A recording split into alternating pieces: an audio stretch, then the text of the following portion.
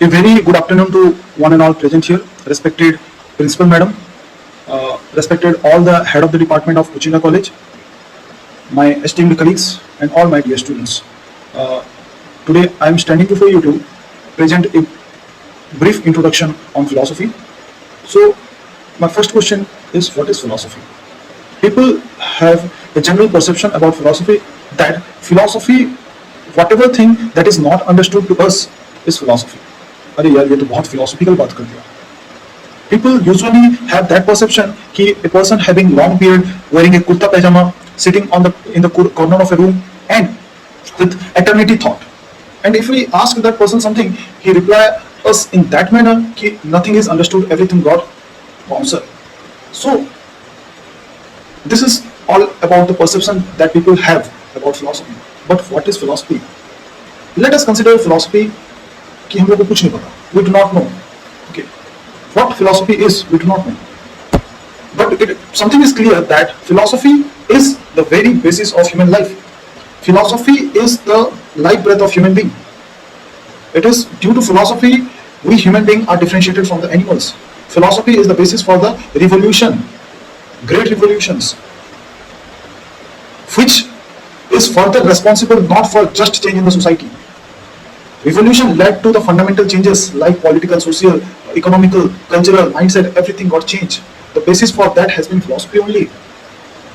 Philosophy is also responsible for wars. When two people are having the war with each other, then they do have some philosophy. So there are some ideas behind them, there are some values, there are some concepts behind them. All these things are philosophy only. In the early Vedic period, people used to fight for the accumulation of the cattle. But in the later Vedic period, people used to fight for acquiring large area of land. So they do have different perception about different things. For that reason, they are having fight among themselves. Philosophy means whenever we study the world history in its revolution, so there has been a crucial role of the intellectuals. And who were the intellectuals? In the background, they are philosophers. So whenever we talk with a philosopher, he says something, we stuck off, we think, we reflect, a new thing has come and a new dimension is opened up. This is philosophy. It triggers your mind. It would make you think in another way. This is philosophy. The point was there, he was saying कि you will see somewhere, there is somewhere no person is in the island. Means island is a concept of isolation. You will never see any island being superpower till date. Why? Prosperity lies when we are attached to continent. Island is a concept of isolation. So human being cannot be isolated. They cannot be separated. So they cannot be atomized. They are social beings. They are embodied in the communities. They are gregarious. So philosophy is responsible for the construction of social, economic and political system in a society. So if you have the concept of equality, liberty, fraternity, all these concepts got synthesized to achieve the highest, that is the justice, and that is all about philosophy. What is justice? Justice is not the equal distribution of goods and services, rather it is a adequate distribution of goods and services. Means you have to be maintaining the equity. There was a philosopher, one of the greatest philosophers, who is also called the father of philosophy, Socrates. On his last day, before the panel of judges, when he was given the death sentence, the bowl of hemlock. So he said, "Ki an unexamined life is not worth living." So if I do not use my rational thinking, reason, so there is no worth living in this world. So philosophers have emerged over the period of time and given the different philosophies.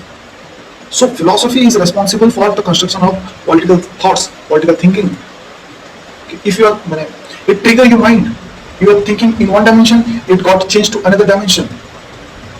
Means political dimension, for example, if you are talking about welfare state, then what is this welfare state? This concept has been coming from the DPSP, Directive Principle of the State Policy. That is further coming from Gandhian Principle. And what is this Gandhian Principle? This is philosophy. So whenever we talk about this welfare state, there are n number of things. If you consolidate all these things, then we have a different idea about it. Do not read preamble from the perspective of a Constitution. Read preamble from the point of view of philosophy. What is the essence of it? What is the main objective of it? Then you will understand the preamble. What is the purpose of the preamble? Then it would make the Constitution unfold. A new dimension, a new thing will come in the Constitution. Philosophy is responsible for great means birth and end of great civilization. Means there was a civilization called the Indus Valley civilization, and contemporary to that civilization there are three more civilizations, that is called the Mesopotamian civilization, Egyptian civilization, and Yellow River civilization. So Mesopotamian civilization, Egyptian and Yellow River civilization, as well as Indus Valley civilizations are nearer to a river. Indus Valley civilization, Indus River; Mesopotamian civilization, Tigris and Euphrates River; and Egyptian civilization, Nile River; Yellow River civilization, Yellow River. Why the civilizations are on the bank of these rivers? There is some philosophy behind it, because they have known that water is the ultimate main source of livelihood. It is the main source of consumption. So they have different views about it. So for that reason, we have a civilization over that period of time. Why Indus Valley civilization is considered to be the advanced civilization, although in the Egyptian civilization there were pyramids. Because Indus Valley civilization, the people were using burnt bricks. So how they have thought about this burnt bricks? Just because they have the philosophy in their mind. Philosophy is responsible for triggering your mindset. Everything will be changed. So what is certain in the philosophy? One thing that is certain in the philosophy, that we are in the realm of wonders. We are in the realm of questioning what, when, where, कैसे हुआ, कहाँ से हुआ, कब हुआ. Whenever you are in this realm, just think you are in a world of philosophy. So just compare a philosopher with a child. You can see the activity of the child. They are very much active. They are very much restless. So they want to wonder this all thing. They want to question. They want to sense everything. But this thing is not developed for them. So ultimately one thing is there for sensing everything, that is this mouth. So whatever things are presented to them, they just take the thing and put it in the mouth, and they try to crack the clue. What is this? So this is all about philosophy. Philosophers are like this, like a small child. So this is a brief, this is a holistic understanding of philosophy. How philosopher has emerged over the period of time. We have different categories of philosophy, but only thing in everywhere this philosophy is there. The philosophy is divided into three parts: metaphysics, epistemology, ethics. So whenever we talk about this ancient Greek philosophy, they wanted to develop a ultimate stuff of the world, and based on that stuff they will be explaining each and everything in this world. For example, Thales, he considered the ultimate stuff as the water, and he thought from the water everything has got evolved. So next philosopher was Anaximander. He was thinking it was matter. Then Anaximenes, he was thinking it was air. Due to rarefaction and compression, everything has come. Pythagoras has been there. Democritus was there. Parmenides, Heraclitus, Protagoras, etc., etc. These philosophers are the ancient Greek philosophers. And three more philosophers, that is the Socrates, Plato, and Aristotle. They have taken this philosophy to the zenith level. Okay, Plato has given the philosophy in dichotomy of existence. Means there are two worlds. One is empirical world and another one is transcendental world. This transcendental world is the essence of the perceptual world. Over and above this empirical world, there is a transcendental world of ideas. And what are transcendental world? It is the essence of this perceptual world. So this empirical world is just the manifestation of this transcendental world. So one thing is there, for example, this auditorium is there. So in the transcendental world, this auditorium's idea was there. So from the idea of this auditorium, everything has come. Means auditorium has come into existence. So this type of philosophy. Aristotle's philosophy, form and matter. Everything is form or matter. Everything is subject to form and matter. Causation theory, logic, everything. So Aristotelian logic and Indian logic, totally different. They are giving, they are concluding from two premises. The Aristotelian logic, in the Indian logic, they are considering the five things. Hetu, for example, Pratigya, Hetu, Udharana, Upanaya, Nigamana. Major premise, minor premise, conclusion. Okay. So these are the couple of things which we need to know when we study this philosophy. Then we have the medieval philosophers who wanted to develop their philosophy on the basis of what? on the basis of this their society. Their society at that time were their society at that time were means very religious society, means church were emerging at that time. So their philosophy is dependent upon the existence of God, means this existence of God means prayer, worship, etc. So their philosophy are also like, do God exist? What is the role of God in this world? What is, they have given the proof for the existence of God, they have also given proof for the disexistence of the God. So they also talk about mystical revelation. So one of the famous proof for the existence of God, that is the ontological proof for the existence of God, I just want to reveal it. That they wanted to prove the God on the basis of the essence. Means what is the essence of the God? Essence of the God is existence, hence God exists. Do you able to get it? No. In the list of the attributes of the God, in the characteristics of the God, God is infinitely kind, God is infinitely just, God is infinitely good, God is infinitely extended, God is infinitely cogitate, omnipotent, omniscient, etc. In the list of infinity, in the list of perfection, the highest perfection is the existence, and hence God exists. This type of philosophy has emerged over that period of time. There was a philosopher called Saint Anselm who has given the ontological proof of the existence of God. The other philosopher, that is René Descartes, also has given. So in the modern philosophy like Descartes philosophy, okay, in the modern era there are two branches of philosophy. Okay, one is rationalism school of philosophy and another one is empiricism school of philosophy. Rationalism school of philosophy, for them the main source of knowledge is reason, and the empiricist school of philosophy, the main source of knowledge is experience. So the basis of their philosophy is innate idea. Okay, everything is innate idea. Means whatever today you are getting some knowledge, that is already been within you, and it is just the reflection whenever I am saying all these things to you.